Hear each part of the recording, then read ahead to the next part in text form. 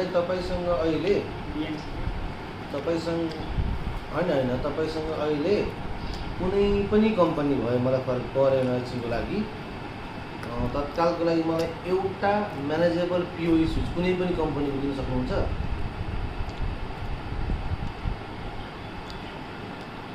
जुनै भए पनि खाली अहिलेको लागि युज गर्छौं तपाईलाई फेरि त्यो फिर्ता गरिदिन्छु हुन्छ सर आउने कुरा नै छ त्यही 24 फुट पे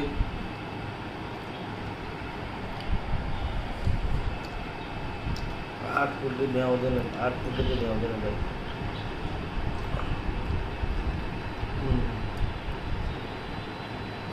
ल त म त्यसो टङ्कीबाट एउटा म्यानेज गर्छु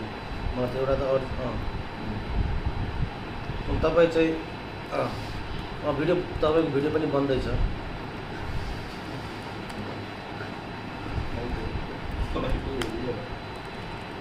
लगइन भयो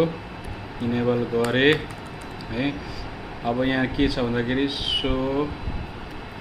running interface giga Ethernet 0/1 single देखायो अब मानिलिनु यो इन्टरफेस कनेक्टेड छ एक नम्बरमा तार जोडेको छ अब यहाँनेरि so MAC address table interface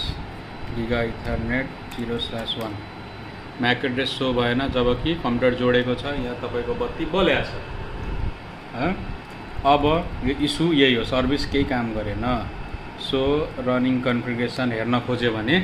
single individual युजरको मिलो अब सबैको बल्कमा हेर्न खोज्यो भने अब यो ह्याङ भयो केही उपाय छैन अब यसको खत्तम